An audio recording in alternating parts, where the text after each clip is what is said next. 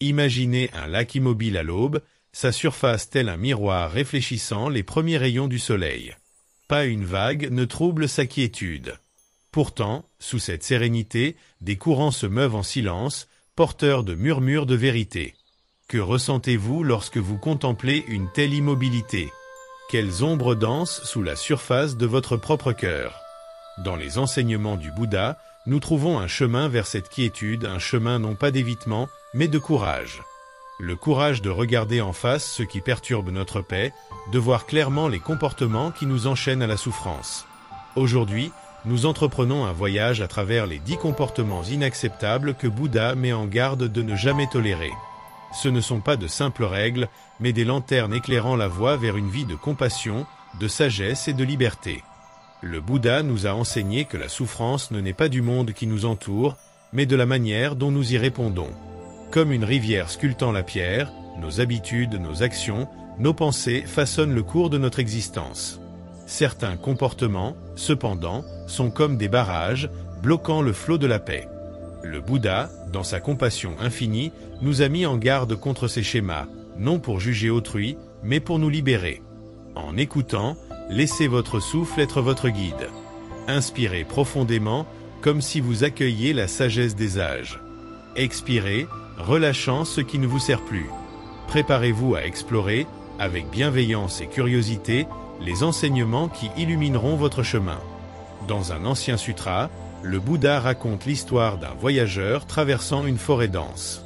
Il rencontre un tigre affamé, mais au lieu de fuir, il s'arrête et observe. Il remarque que le tigre n'est pas seulement une menace extérieure, mais un reflet de ses propres peurs, de ses impulsions destructrices. En choisissant de ne pas céder à la panique, le voyageur trouve la paix et la clarté pour avancer. Ce conte nous parle aujourd'hui. Les tigres de notre vie moderne, stress au travail, conflits relationnels, distractions constantes ne sont pas si différents. Les comportements inacceptables que le Bouddha met en garde ne sont pas des fautes à condamner, mais des pièges à reconnaître. Par exemple, céder à la colère dans une dispute avec un collègue ou s'accrocher à des rancunes peut sembler justifié sur le moment, mais cela nous emprisonne dans un cycle de souffrance. La science moderne soutient cette sagesse. Une étude de l'Université de Harvard, 2018, a montré que la colère chronique augmente le risque de maladies cardiovasculaires, tandis que des pratiques comme la pleine conscience réduisent le stress et améliorent la santé mentale. En identifiant et en transformant ces comportements, nous ne faisons pas que suivre les enseignements du Bouddha, nous cultivons une vie plus saine et plus épanouie. Exploration des 10 comportements inacceptables. 1. La colère non maîtrisée. Description pratique. La colère est une flamme qui consume. Le Bouddha nous enseigne à ne pas la réprimer, mais à l'observer avec pleine conscience. Pratique. Lorsque la colère surgit, faites une pause. Comptez 5 respirations lentes en vous concentrant sur l'air qui entre et sort.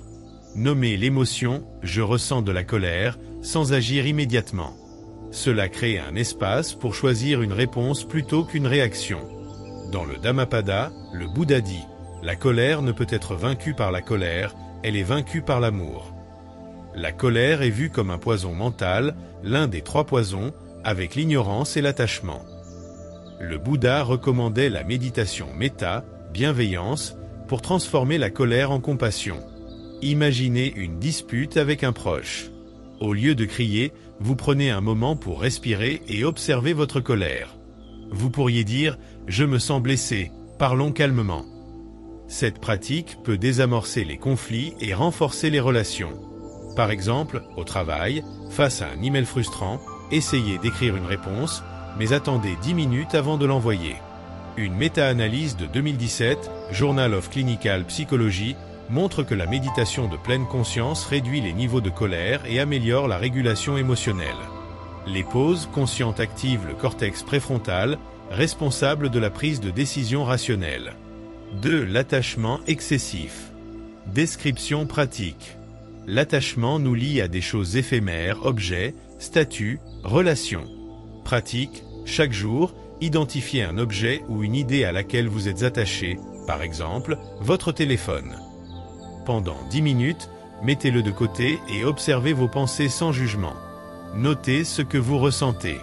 Origine bouddhiste. Le Bouddha enseignait que l'attachement est la racine de la souffrance, dukkha. Dans le Sutra du Diamant, il invite à voir toute chose comme impermanente, comme des bulles sur l'eau. Application moderne. Vous pourriez être attaché à une promotion au travail. Si elle ne vient pas, pratiquez le détachement en vous demandant « Puis-je trouver du contentement sans cela ?» Cela libère l'esprit pour apprécier le moment présent, comme partager un repas avec un ami. Validation scientifique. Une étude de 2019, Journal of Positive Psychology, montre que pratiquer le détachement réduit l'anxiété et augmente le bien-être.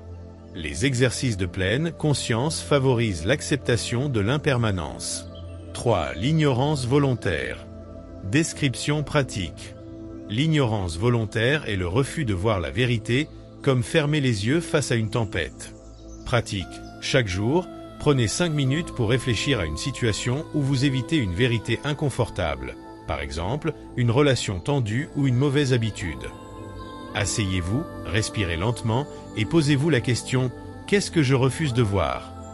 Écrivez vos pensées sans jugement, puis choisissez une petite action pour affronter cette vérité, comme entamer une conversation honnête.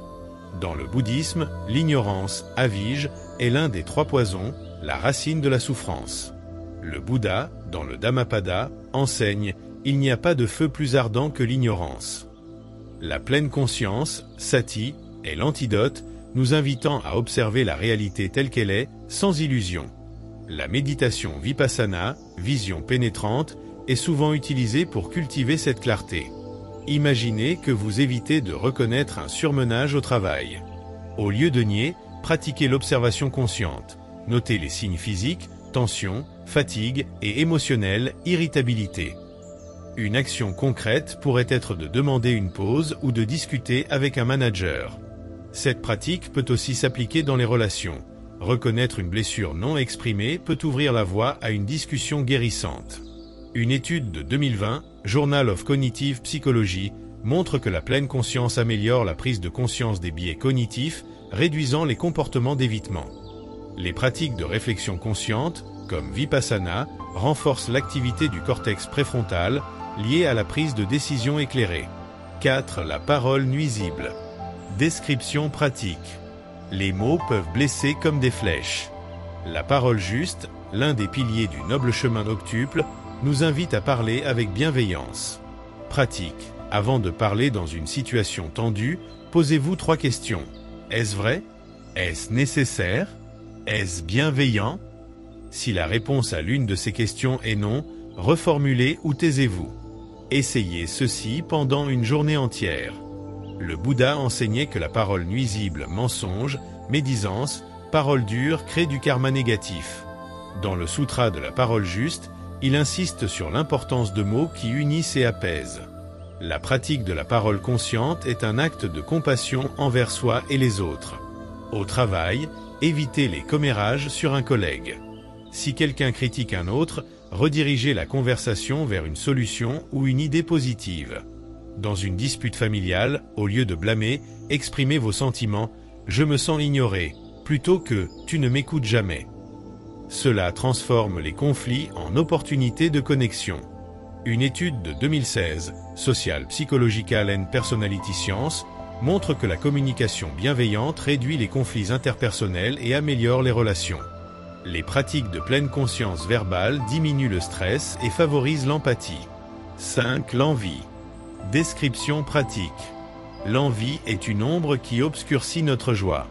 Pratique. Lorsque vous ressentez de l'envie, par exemple, envers le succès d'un autre, pratiquez la méditation mudita, joie altruiste.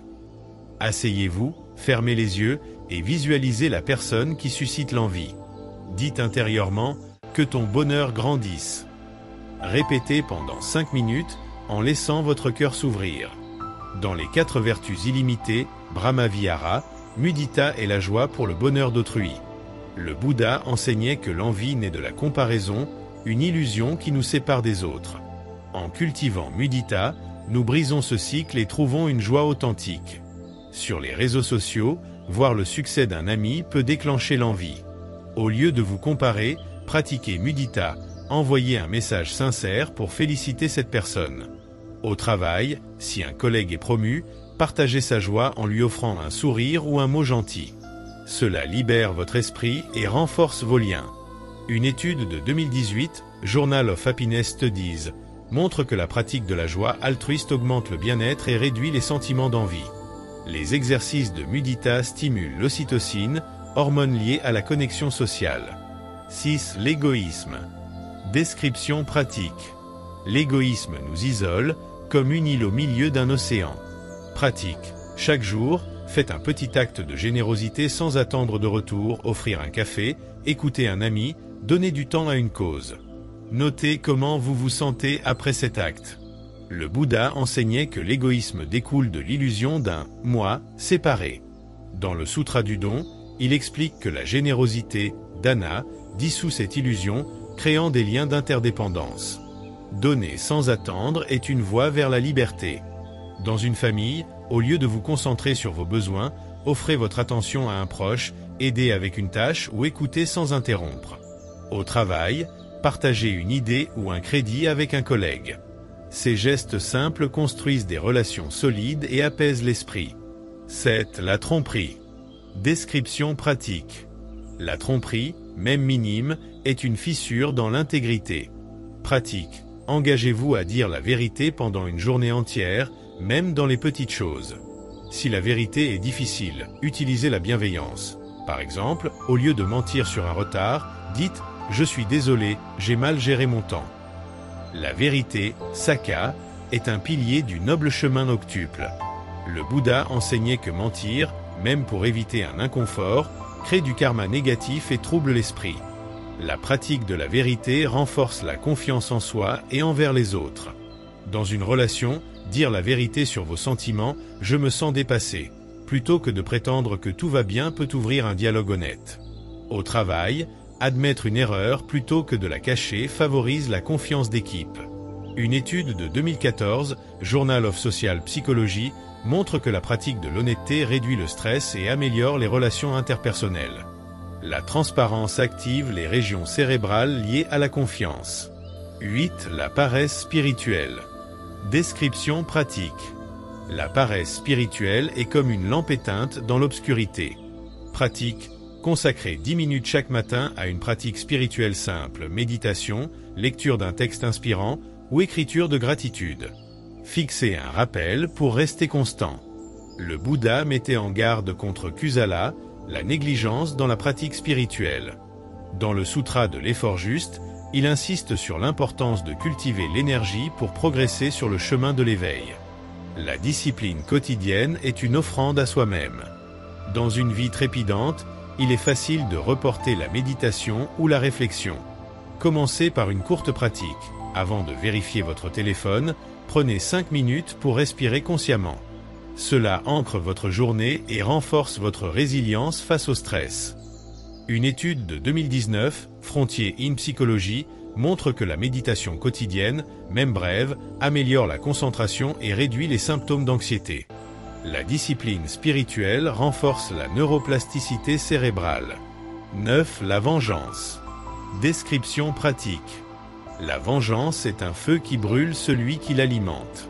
Pratique. Lorsque vous ressentez le désir de vous venger, pratiquez le pardon conscient. Écrivez une lettre à la personne qui vous a blessé, sans l'envoyer. Exprimez votre douleur, puis terminez par « Je te souhaite la paix ». Déchirez la lettre pour symboliser le lâcher-prise. Le Bouddha enseignait que la vengeance perpétue la souffrance. Dans le Dhammapada, il dit « La haine ne met pas fin à la haine, seul l'amour y met fin ». La méditation méta est un outil puissant pour dissoudre la colère et cultiver le pardon. Si quelqu'un vous a blessé, par exemple, un ami qui a trahi votre confiance, au lieu de ruminer, pratiquez méta, visualisez cette personne et envoyez-lui des vœux de paix. Cela ne justifie pas leur acte, mais libère votre cœur. Au travail, face à une critique injuste, répondez avec calme plutôt que par une contre-attaque. 10. L'attention dispersée.